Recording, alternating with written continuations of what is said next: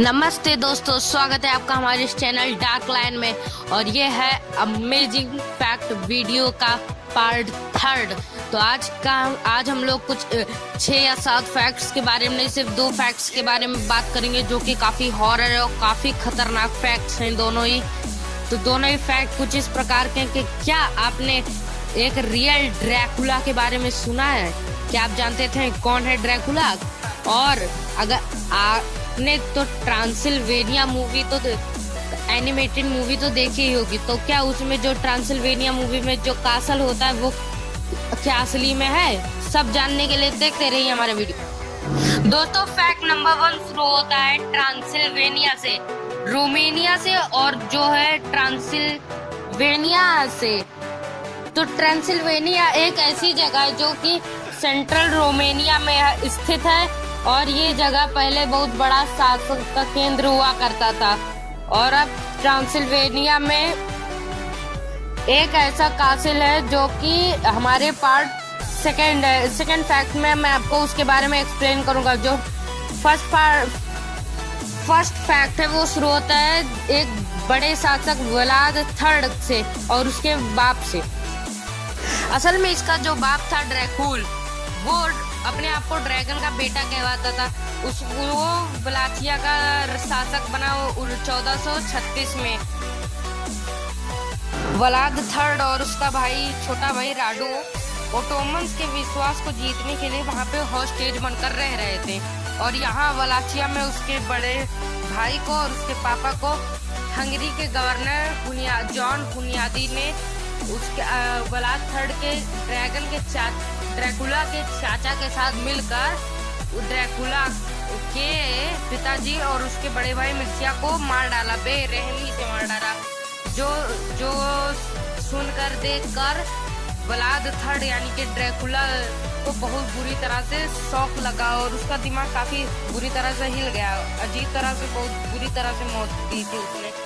और उसके बाद हुनियादी ने व्लादिस्लेव यानी कि व्लाद III के चाचा को वलाचिया का नया शासक घोषित कर दिया। और उसके बाद यहाँ पे व्लाद III यानी कि ड्रैकुला को गुस्सा चढ़ा और वो ओटोमन्स के साथ मिलकर उस पे हमला कर दिया, व्लादिस्लेव पे। और यहाँ पे पहले हमला किया हंगरी से जॉन हुनियादी ने एक सेना को बना के ओटोमन एम्पायर पे हमला कर दिया। और ऐसे ही जंग चलते रहा और यहाँ पे शरणार्थी बन के रहने लगा था ओटोमन एम्पायर में व्लाद III। और उसके बाद हंगरी का और व्लादिस्लेव यानी कि उसके चाचा का रिलेशन जो था वो टूटने लगा। मतलब वो दोनों में दुश्मनी हो गई हंगरी से जो थे व्लादिस्लेव। और उसके बाद यहाँ पे ओटोमन साम्राज्य का सपोर्ट लेके व्लाद III ने व्लादिस्लेव पे वलाचिया पे हमला कर दिया और व्लादिस्लेव को बहुत बुरी तरह से मार डाला।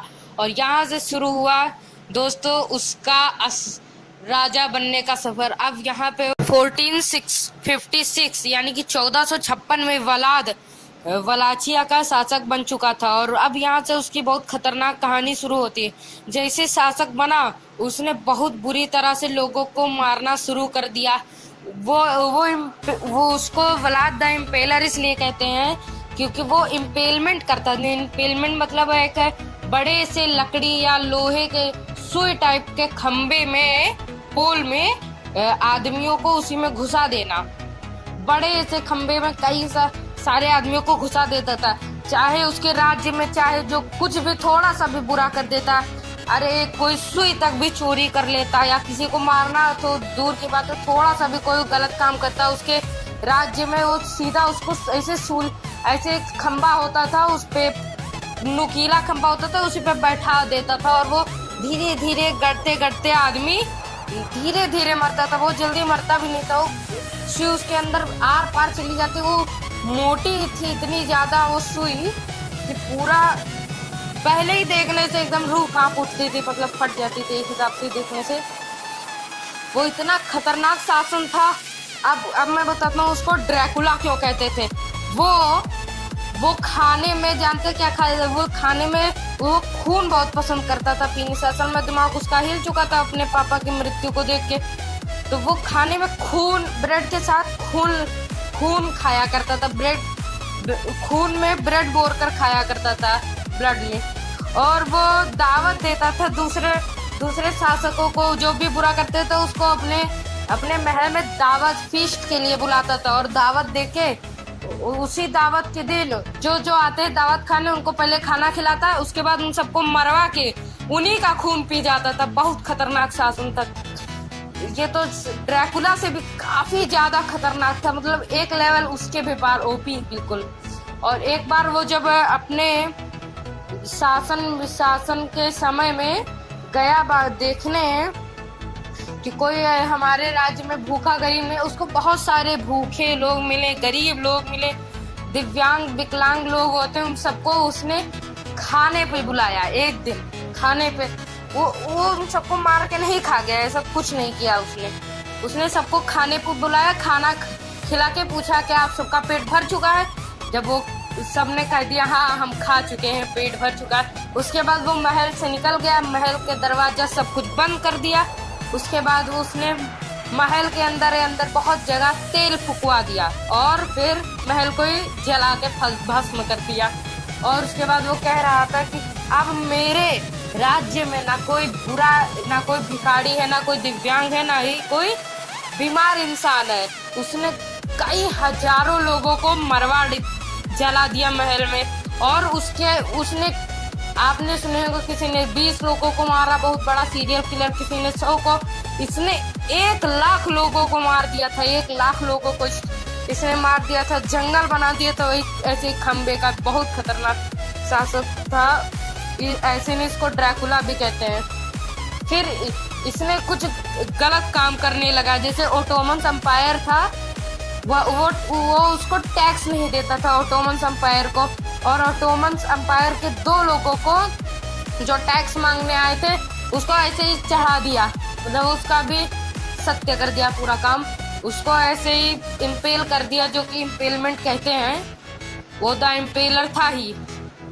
और उसके बाद पूरा ओटोमन एम्पायर उससे बहुत बुरी तरह से गुस्सा हो गया। अब यहाँ से शुरू होता है जंग। उसके बाद ओटोमन टेरिटरी ने फैसला लिया कि इसको वलाचिया से हटाया जाए, उसके छोटे भाई राडू को इसके जगह से रिप्लेस किया जाए। पर ये और वलाचिया पे ओटोमन एम्पायर ने 16 से 17 जून की रात को हमला कर दिया 1462 में। पर और पूरी आर्मी और कमांडर के साथ, नहीं कि उसी दिन कहीं न कहीं कोई कहता है कि इसने उसी दिन 20,000 सैनिकों को इम्पेल कर दिया और एक पूरा जंगल बना दिया उसी 20,000 सैनिकों को ऐसे सुई पे चढ़ा के। उसके बाद ये चला गया ट्रांसिल्वेनिया, वो मैथियस कॉर्विनस किंग ऑफ हंगरी को 1962 में मदद लेने, लेकिन उन्होंने इसको बंदी बना लिया, इम्प्रिजन्ड कर दिया। उसके बाद जब वलाद ने कैपिटिविटी इन वेस्टगार्ड फ्रॉम, उसको 1463 से 1475 तक जेल में रखा गया। उसके बाद उसने मदद ली और जंगल बना दिया, और उसके 1476 में इसकी मौत हो गई। और ये जो पैदा हुआ था 1428 से लेके 1431 के बीच में पैदा हुआ था, बहुत खतरनाक शासक था। और इसके और ट्रांसिल्वेनिया का यही कनेक्शन था, इसलिए मैंने इसकी पूरी बायोग्राफी सुना दी। और इसको लास्ट में मरना ही था। 1900 या 1800 में कोई ब्राम स्टोकर की ड्रैकुला भी निकली थी, जो कि काफी फेमस थी। और जो 10 जनवरी 1477 को ये मारा गया, उस समय ये बहुत प्रचलित हुआ, क्योंकि ये बहुत क्रूर शासक था। इसके मरने के बाद वही हुआ, और ट्रांसिल्वेनिया ने इनकी मदद की। और दोस्तों मैं बहुत और बोलता हूँ, चलिए माफ़ कर दीजिए। और अगर आपको ये वीडियो पसंद आया है तो अभी के लिए लाइक और सब्सक्राइब करिए। और ये फैक्ट 1 ख़त्म हो चुका है, अब हम शुरू करेंगे फैक्ट नंबर 2 की ट्रांसिल्वेनिया, जो होटल ट्रांसिल्वेनिया मूवी आया था, उसका एक कैसल दिखाया गया था, होटल था, वो काफी भूतिया था। तो उसके बारे में रहस्य शुरू होता है। तो दोस्तों, ये जो मूवी आपने देखी होगी उसमें आपने एक कासल जरूर देखा होगा, जो जिसका नाम होता है होटल ट्रांसिल्वेनिया, पर ये असल में ऐसा दिखता है और इसका असली नाम है ब्रैन कासल। और ये होटल ट्रांसिल्वेनिया को इसी से इंस्पायर करके बनाया गया है, क्योंकि इसको बहुत लोग मानते हैं यहाँ पे ड्रैकुला रहते थे, पर ऐसा कुछ नहीं है दोस्तों। इस होटल की सच्चाई बस यही है कि यहाँ पे आज तक जो रियल लाइफ का ड्रैकुला है व्लाद थर्ड, वो आज तक कभी भी नहीं आया। और इस जगह से लोग इसलिए सिर्फ डरते हैं क्योंकि ये माउंटेन्स इलाके पे है और काफी स्पूकी है और फॉगी इलाके में है, और ये काफी डरावना दिखता है रात वात के माहौल में।